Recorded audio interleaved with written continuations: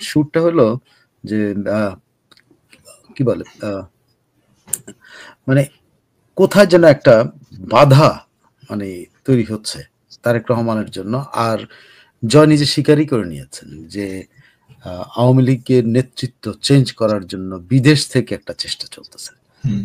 এটা কিন্তু উনি বলছেন বিদেশ থেকে একটা চেষ্টা। বিদেশ থেকে। হুম। তারপরে উনি আবার কিন্তু আরো যখন ব্যাখ্যা করতে গেছেন তখন কিন্তু উনি বলছেন দেশের একটা সুশীল অংশ, বিদেশের একটা অংশ আর এর বাইরেও আরেক কিছু কি বলে আরেকটা অংশ। তো সেই অংশটা কোনটা এটা স্বাভাবিকভাবে জয় নিশ্চয়ই তার দলের ভেতরে কিছু বলতে চান নাই। কিন্তু আসলে দলের ভেতরে জিনিসটাকে ইঙ্গিত করছেন।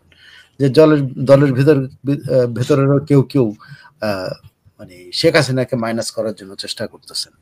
বা রিফাইন্ড আওয়ামী লীগের নামে যেটা রিফাইন্ড আওয়ামী লীগের নামে যেটা ওইটা সামনে আসছে। তো যখন এই ধরুন জয়ের জয় যখন বলে যে আ ২ দল, ২ দল কিন্তু বিএনপির নামটা বলে নাই। বাংলাদেশে খুব স্বাভাবিকভাবে ২ দল বলতে বিএনপি এবং আওয়ামী লীগকে বোঝায়। যেটা জয় বুঝে দেন। জয় নিশ্চয়ই এখানে জামাতের নাম উল্লেখ করে নাই। হুম। আ সো উল্লেখ করে নাই কিন্তু সে আওয়ামী লীগের কথা বলছে। আওয়ামী লীগের স্পেসিফিক তারে প্রশ্ন করা হলে সে বলছে যে হ্যাঁ, কেউ এটা ভাবছেন, করার চেষ্টা করছেন কিন্তু এটা অসম্ভব ব্যাপার। কারণ ইয়েতে আওয়ামী লীগের গঠনতন্ত্র অনুযায়ী আওয়ামী লীগ তাদের কাউন্সিলরদের ভোটাভুটির মাধ্যমে লিডারশিপ তৈরি হয়। এমনি তৈরি হয় না যে বাইরে থেকে কেউ বললেন আর একটা আওয়ামী লীগ হয়েছে। তো বলছে এইসব দিয়া কিছু কাজ হবে না। এমনকি উনাকে বিবিসি আরো আ ইন ডেপথ এ যাওয়ার চেষ্টা করেছিল যে উনার নেতৃত্বে আসার সময় উনি সরাসরি বলছে যে আমার মা এখনো সভানেত্রী। উনি যতক্ষণ সভানেত্রী আছেন তখন উনি তাকে আরো স্পেসিফিক জিজ্ঞেস করা হয়েছিল তার বোন আসার কোনো সম্ভাবনা আছে। বলছেন যে আমার বোন কখনোই আগ্রহ করেনি। এবং একটা পর্যায়ে সে মজা করে বলতেছিল যে আমাদের পরিবারে ৫ জন আমরা ৫ ছেলে মেয়ে। তো ৫ ছেলে-মেয়ের মধ্যে আমাদের একজন শুধু রাজনীতি করতে চেয়েছে, সে হলো টিউলিপ। সে তো ব্রিটেনের রাজনীতি করে। দেশের রাজনীতিতে তার কোনো আগ্রহ নেই। সো আমাদের মধ্যে এখন পর্যন্ত আর আমরা সবাই ভালো আছি। যাই হোক সেটার চাইতে বড় কথা হলো আপনি যদি মিলান যে তারেকের আজকের বক্তব্যটা আপনি নিশ্চয়ই এটা বুঝছেন যে তারেক কেউ না কেউ তারেকরে ইয়ে করতেছে এবং আপনি যদি মির্জা ফখরুল ইসলামের আলমগীরের সর্বশেষ একটা বক্তব্য শুনেন, তাহলে কিন্তু একটা আমার ধারণা একটা সন্দেহের অবকাশে পত্র-পত্রিকায় আসছে যে মির্জা ফখরুল ইসলাম আলমগীরকে যখন তারেক রহমানের এই মন্তব্যের ব্যাপারে জিজ্ঞেস করা হয়, তখন উনি এড়িয়ে গেছেন এবং এড়িয়ে যাননি শুধু, উনি বলেছেন যে উনার বক্তব্য তো এটা ক্লিয়ার আছে। আমাদের এ নিয়ে কথা বলার দরকারটা কি? সো এখানে আ তারেক রহমান তো তার নেতা। তারেক রহমানকে ডিফেন্ড করে তারেক রহমান বক্তব্যটাকে আরো স্টাবলিশ করার যেখানে তার দায়িত্ব ছিল, সেখানে সেই দায়িত্বটা তিনি পালন করেন। এটা কিন্তু যেকোনো লিডারশিপের ক্ষেত্রে বড় লিডারের একটা বক্তব্য যখন আর নিচের দিকে এসে জিজ্ঞাসা করা হয়, তখন একটা এক্সপ্লেনেশন এর দাবি রাখে। এটা স্বাভাবিকভাবে এক্সপ্লেনেশন এর জন্যই তাকে জিজ্ঞেস করা হয়। তো এক্সপ্লেইন করে তার পক্ষ অবলম্বন করেই তো এক্সপ্লেইন করবেন। উনি এক্সপ্লেইনও করেন নাই এবং পক্ষ অবলম্বনও করেন নাই। উনি দুটেই আমার সাথে ইয়ে করবেন। উনি সরাসরি বলছেন যে তারেক রহমান যা বলছে এটাই আমাদের শেষ কথা। কিন্তু এর আগ পর্যন্ত কিন্তু এই মির্জা ফখরুলরাই কিন্তু বলছেন তারেক রহমান আসতেছে, মির্জা আব্বাস বলছেন তারেক রহমান আসতেছে, আমির খসরু মাহমুদ চৌধুরী তারেক রহমান আসতেছে, সালাউদ্দিন সাহেব বলছে যে এই নভেম্বরে চলে আসবে, ডিসেম্বরে চলে আসবে। তো এখানে যে তারেক রহমানের সুরের মধ্যে কি আপনি খুঁজে পান না যে তারেক রহমানরে কেউ না কেউ মাইনাস করতে যাচ্ছে? বুঝেই যাচ্ছে। কারণ উনি বলতেছেন ওনাকে ধরে যেতে দিতে বাধা দেওয়া হচ্ছে বা বাধা আছে যেটা ওনার নিয়ন্ত্রণে নেই।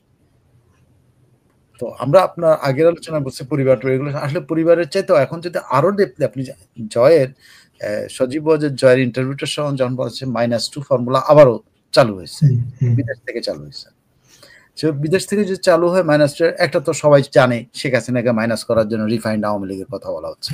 তো সেটা তো সবাই জানে। সেই চেষ্টাটাও হয়েছে, দিল্লি পর্যন্ত গেছিল। এই গ্রুপটা দিল্লি পর্যন্ত তদবির করছে, গেছে।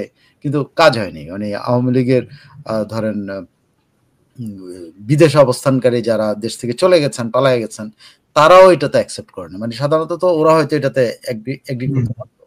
কারণ ওরা অনেকেই আমি শুনেছি, অনেক নেতাই আমি ১ম দিকে শুনতাম যে এই পরিস্থিতির জন্য শেখ হাসিনাকে দায়ী করত।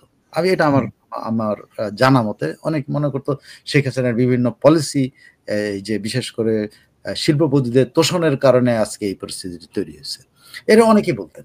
তো এখনো অনেকে ওনাদের আড্ডায়, ওনাদের রাতের আড্ডায় ওনারা কিন্তু এইসব কথাগুলো বলেন। কিন্তু তারা কিন্তু সাহস করে নাই যে আচ্ছা শেখ হাসিনার বাইরে আর কে নেতা হইতে পারেন? বা বাংলাদেশ থেকে কাকে আমরা ওবায়দুল কাদেরের জায়গায় ভাবতে পারি বা মুখপাত্র ভাবতে পারি। সব জিনিসগুলো যখন আলোচনা, এগুলো কিন্তু আসলে বাদ হয়ে গেছে। ওবায়দুল কাদেররা বেঁচে গেছেন প্রথমবারের মতো। দ্বিতীয়বার বাঁচবেন কিনা জানি না, তবে ওবায়দুল কাদের মানে ওনাকে সরায় দেওয়ার ব্যাপারে যে রিফাইন্ড আওয়ামী লীগ নিয়ে যেটা চেষ্টা, সেটা হবে না। কারণ আওয়ামী লীগ একটা নীতিগত অবস্থানে গেছে জয়ের কথা অনুযায়ী, যে আওয়ামী লীগ গণতান্ত্রিক দল এবং তাদের নেতৃত্ব নির্বাচিত হবে ইয়েদের সাধারণ ভোটের মাধ্যমে, মানে কি বলে কাউন্সিলর, গণতান্ত্রিক প্রক্রিয়া, বাইরে কোনো কিছু হবে না। শেখ হাসিনাকেও বদল করার জন্য মানে ওবায়দুল কাদের স্বস্তি নিঃশ্বাস ফেলতে পারেন যে উনি আপাতত রক্ষা পেয়েছেন, ওনার পদটা রক্ষাকে পেয়েছে। তবে শেখ হাসিনার উপর নির্ভর করে কতদিন এটা রক্ষা হবে। যাই হোক, তো এই গ্রুপটা কিন্তু আওয়ামী লীগের সফল হয় নাই, কিন্তু বিএনপিতে আপনি দেখেন কখন তারেক রহমান সময়গুলো যদি দেখেন, যে খালেদা জিয়া অসুস্থ, খালেদা জিয়া অলরেডি মাইনাস, যে যাই বলুক না কেন শারীরিকভাবে উনি মাইনাস হয়ে গেছেন, বয়সের কারণে, বয়সের ভারে মাইনাস হয়ে গেছেন। ওনাকে হয়তো উনি ইলেকশন করতেও যাবেন না, ওনাকে ভোট দেওয়ার জন্য মানুষ লাইন দিয়ে ভোট দিবে, সেটা কোনো অসুবিধা নেই। কিন্তু উনি অ্যাক্টিভ পলিটিক্স আর করতে পারবেন কিনা, এটা কিন্তু তারেক রহমান একটা ইন্টারভিউতে বলেছে। তারেক রহমান বলছে যে আমার মা শারীরিক অবস্থা যদি ভালো থাকে তাইলে কে প্রধানমন্ত্রী হবে। তো মা খালেদা জিয়া যে শারীরিকভাবে সুস্থ হয় তাহলে তো তার বিকল্প আর কেউ নাই। সো উনি যদি না হন তাহলে অন্য কেউ হবে। এই যে অন্য কেউ হবে, আমার ধারণা এই জায়গাতেই ঝামেলা বেঁধেছে। এই জায়গাতেই বিএনপির মধ্যে ঝামেলা বেঁধে কে ইনি কি উনি বিএনপির ভেতরে এখন আমার ধারণা যে একটা, আমার ধারণা কেন কথাবার্তার সুরে আমি বলছি, আমার ধারণা খেয়াল করে দেখেন যে মির্জা আব্বাস এবং অন্যরা এক লাইনে কথা বলতেছেন, আর ফখরুল ইসলাম আনগুয়ের এক লাইনে কথা বলছেন। এক গ্রুপ তারেক খালেদা জিয়াকে বিদেশ নিতে চান, আরেক গ্রুপ। আজকে আরো একটা মজার বিষয় আমি দেখলাম যে বন্দনা কাকে বলে। আপনি এই যে ডাক্তার কি আছে শেখ হাসিনার আইনজীবী, শেখ হাসিনার ডাক্তার এজেন্ট জাহেদের যে খালেদা জিয়ার পারিবারিক ডাক্তার, আমি ওনার ব্রিফিংটা দেখতেছিলাম। তো ব্রিফিং দেওয়ার পর আমি প্রথম 7-8 মিনিট ব্রিফিং দেখেছি। 7-8 মিনিট ওখানে কিন্তু খালেদা জিয়ার স্বাস্থ্য নিয়ে ব্রিফিং হচ্ছে, আর ওখানে উনি নেতৃত্ব প্রতিষ্ঠার সংগ্রাম চালাচ্ছেন মনে হয়েছে। যে এক পর্যায়ে উনি আমার মনে হয় 2 থেকে 3টা মিনিটে ব্যয় করছেন হলো যে জোবায়েদা রহমানের নেতৃত্বে খালেদা জিয়ার যে ইয়াগুলো চিকিৎসক বেশি বেশি প্রত্যেকটার নাম উল্লেখ করে শেষে এসে বলছেন জোবায়েদা রহমানের নেতৃত্বে এটা হচ্ছে। সো দেখেন, খেয়াল করে দেখেন, এখন কি তারেক রহমানের ঘরের মধ্যেই কি প্যাচ বাঁধানোর চেষ্টা হচ্ছে কিনা। এটা দেখেন, জোবায়েদা রহমানকে দেশে আসছিল তখন কিন্তু অনেকে বলছে জোবায়েদা রহমান বিএনপি রাজনীতিতে আসবেন, বলছে না অনেকে, বিএনপির ভিতরে বলছে জোবায়েদা রহমান আসতেছেন তারেকের বিকল্প হয়ে। অনেক মানে বিএনপি পন্থী লালবদর আছে, তারা কিন্তু তখন জোবায়েদা রহমানকে নিয়ে বেশ উচ্ছ্বাস দেখাইছিল। তো আবার দেখেন এই যে খালেদা জিয়ার স্বাস্থ্য চিকিৎসক যিনি আছেন, তিনি তারেক রহমানের চাইতে জোবায়েদা রহমানের বন্দনায় ব্যস্ত। মানে জোবায়েদা রহমানের নেতৃত্বে এই পুরা মেডিকেল টিম 30-32 জন দেশ বিদেশের সবাই এগুলো করতেছে এই খালেদা জিয়ার চিকিৎসা। এবং তারা সম্মতি দিলেই কিন্তু উনি বিদেশ চলে যাবেন, তারা সম্মতি দিলেই উনি বিদেশ চলে যাবেন। এখন কি তারা সম্মতি দিয়ে বিদেশ যাবে, তারপরে কি হবে? Who is going to lead this party here in Bangladesh? এটা তো প্রশ্ন আসবে। সো আমার ধারণা বিএনপির ভিতরে একটা বড় ধরনের চিড় ধরেছে। সে চিড়টা হলো মির্জা ফখরুল এন্ড তার সমর্থক লোকজন, তারা এরা কিন্তু আবার এই গ্রুপটা কিন্তু ক্লিন ইমেজ বলে একটা জিনিস আছে, সেই ইমেজের জন্য বিখ্যাত।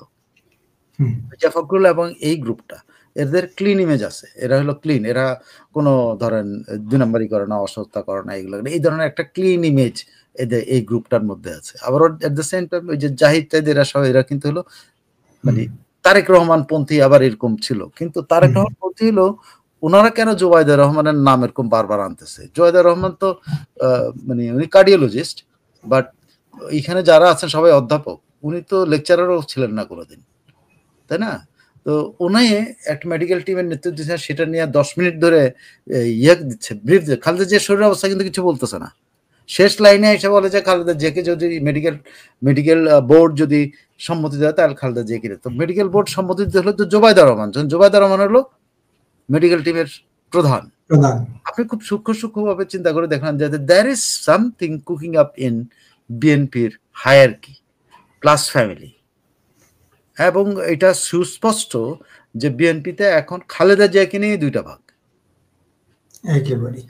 এবং তারেক রহমান নিয়েও কিন্তু দুইটা ভাগ। কারণ মির্জা ফখরুল কথাটা বলার কোনো মানে ইয়েতে আসে না, কোনো বলে পার্টি ইয়ের মধ্যে, মানে পার্টির যে হায়ারকি থাকে সেই হায়ারকিতে আপনি হায়ারকিতে যে উপরে আছেন তার কোনো কথার ব্যাখ্যা তো অবশ্যই আপনার যদি সুযোগ থাকে আপনি ব্যাখ্যা দেবেন, কিন্তু পুরোটাই তারপর মানে এটা একটা জাস্ট তুবড়ি মেরে ছুঁড়ে ফেলার মতো।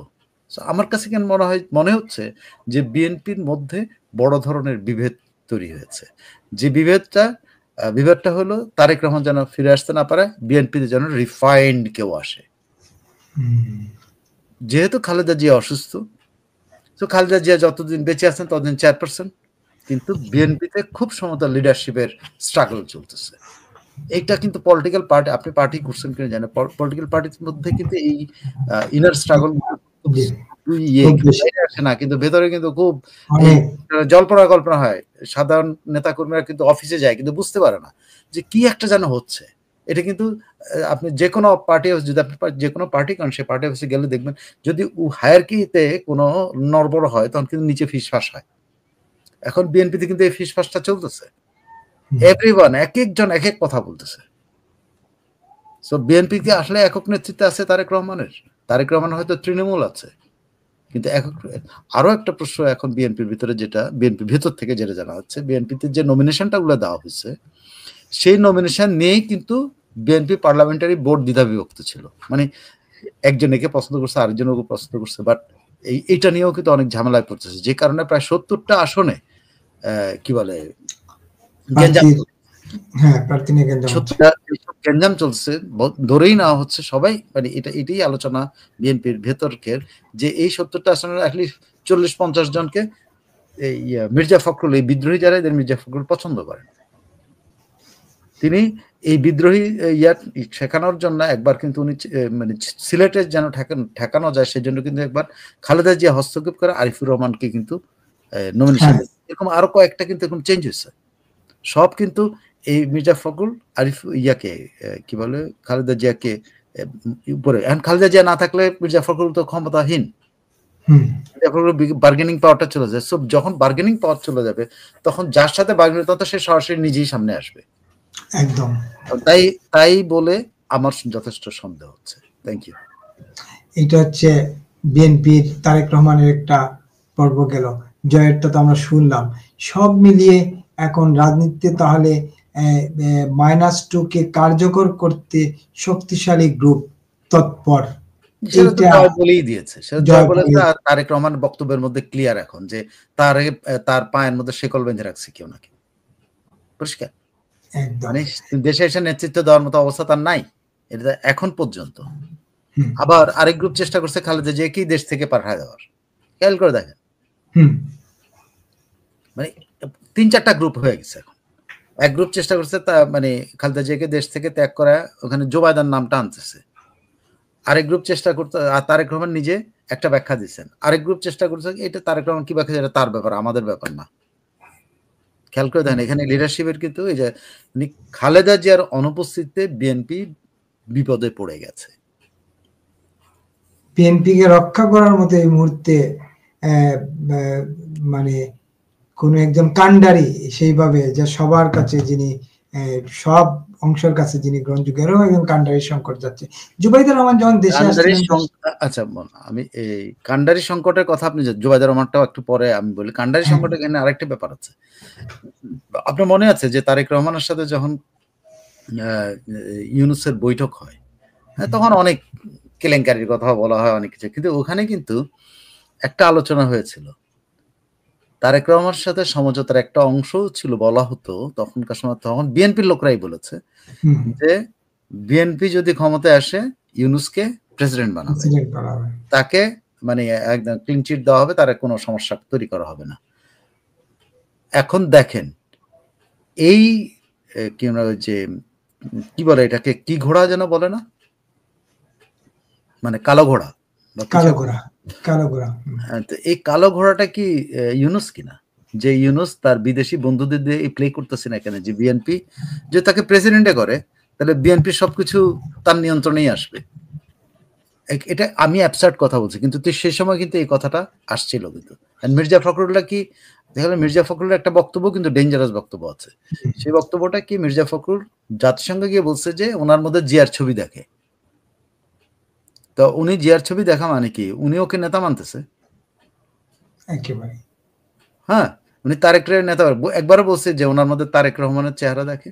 না। তো ইনার কনফ্লিক্টে বিএনপি এখন বলতে পারেন, বিএনপি একটা ইনার, খালেদা জিয়ার অসুস্থতার কারণেই এই ইনার কনফ্লিক্টটা সামনে আসলো। এখন এই যে জয় বলল যে একটা বাইরের শক্তি -2 ফর্মুলার জন্য, সে -2 ফর্মুলার যে বাইরের শক্তিটা, সেটা তো সাহেব এইটা ধরেই নেওয়া হয় যে সেই শক্তিটাই তো ইউনূসকে সমর্থন করেছিল, সেই শক্তিটাই তখন কেয়ারটেকার গভর্নমেন্টকে সমর্থন করেছিল, সেই শক্তিরাই তখন শেখ হাসিনা এবং খালেদা জিয়াকে মাইনাস করতে চেয়েছিল, সেই শক্তিরাই কিন্তু এখন ক্ষমতায় আছে।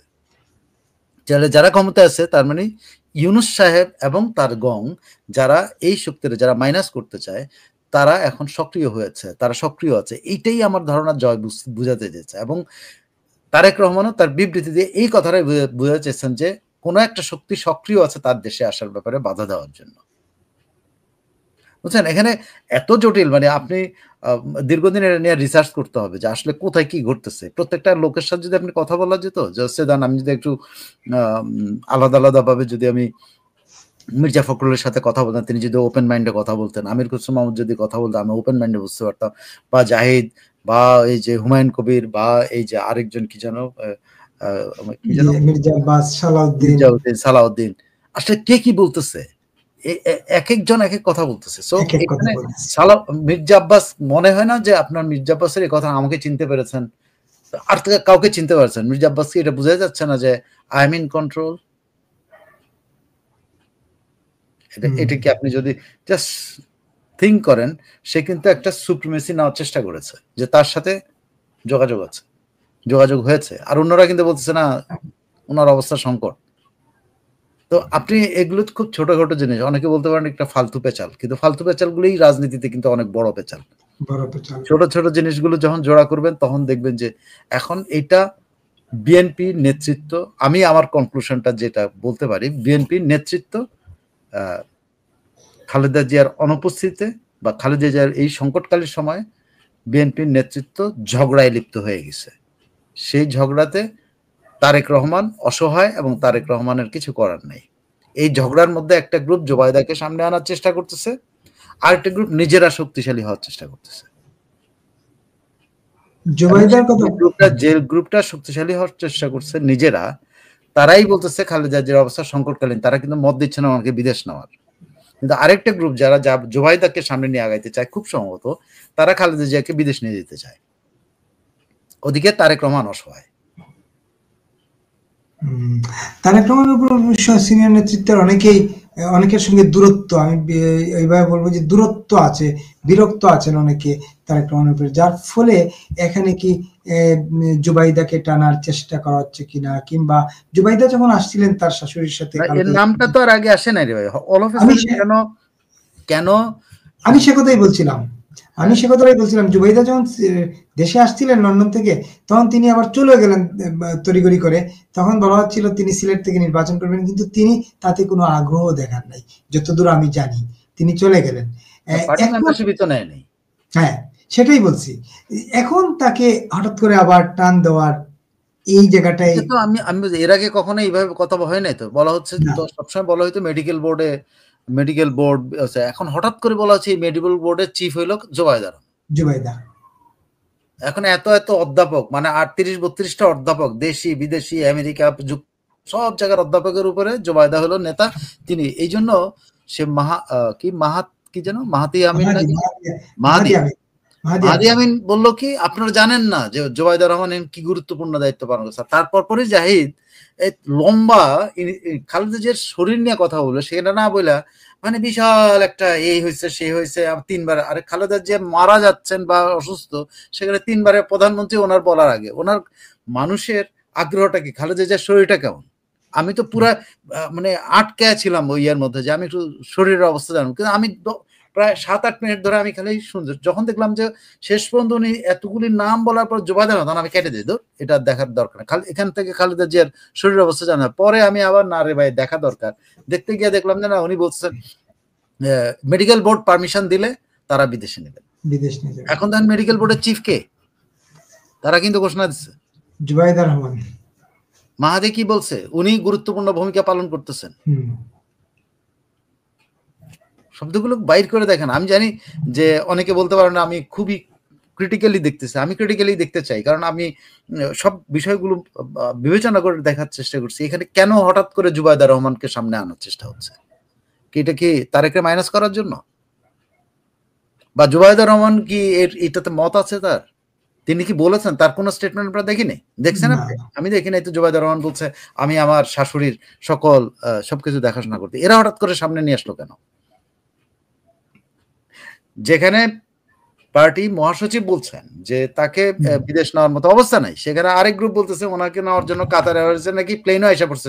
আমি দেখলাম একটা টেলিভিশন একটা ছবি দেখাচ্ছে, সেটা কাতার এয়ারওয়েজের প্লেন। পরে আমি চেক করে দেখলাম তখনকার আগেকার প্লেন, আগে যখন নিছিল না তখনকার প্লেন, এখনো প্লেন আসে নাই।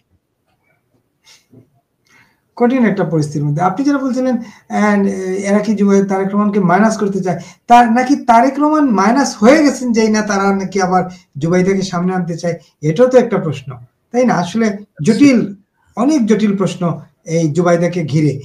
যেহেতু জুবাইদার নামটা জুবাইদা মুখ থেকে আসে নাই, তার পরিবারের কারো মুখ থেকে আসে নাই, হঠাৎ করে আসলো এই মাহাদি আমিন বা জাহিদের মুখ থেকে। এইটা আসলেই একটা জটিল প্রশ্নের জন্ম দিচ্ছে, নির্দ্বিধায় বলা যায় একেবারে।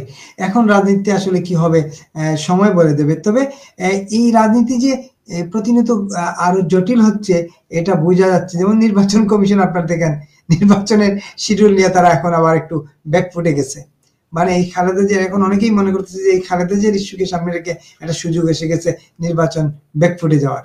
হ্যাঁ, এই যে একটা পরিস্থিতি তৈরি হয়েছে, এই জায়গা থেকে আসলে সহসায় উত্তরণের কোনো মানে বিশেষ করে খালেদা জিয়ার বারবার সুস্থ হওয়া দরকার, উত্তরণের সুস্থ হওয়া দরকার, আর কোনো পথ নাই।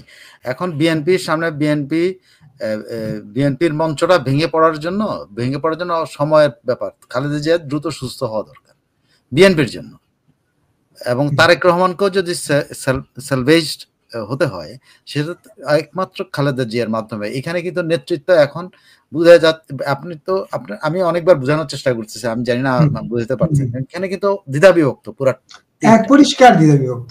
এবং আপনি জয়ের বক্তব্যটার সাথে মেলানোর পর আমি আরো দেখলাম যে এটা একদম ক্লিয়ার যে তারেককে মাইনাস করতে চাচ্ছে, কারণ জয় কিন্তু না জেনে বলে নাই, দুইটা দল একদম। এবং সে 111 এর কথা থেকেই বলছে। 111 কে মাইনাস হয়েছিল প্রথম? এই তারেক রহমান মাইনাস হয়েছিল, মাইনাস হয়নি তখন। তো সেই তারেক রহমান প্লাস হওয়ার জন্য চেষ্টা যখন করতেছে, তখন হয়তো সে মাইনাস ফর্মুলাটা সামনে এসে পড়ছে, যেটা জয়রা জানে, বা জয়ের এবং তারেক রহমানের যোগাযোগ আছে, বা তারেক রহমান জয়ের সাথে যোগাযোগ করে জানাইছে, বা তাদের মধ্যে কোনো একটা পক্ষ আছে মাঝখানে যারা একে অপরের সাথে যোগাযোগ করতেছে, মাঝখানে কমিউনিকেশন হচ্ছে।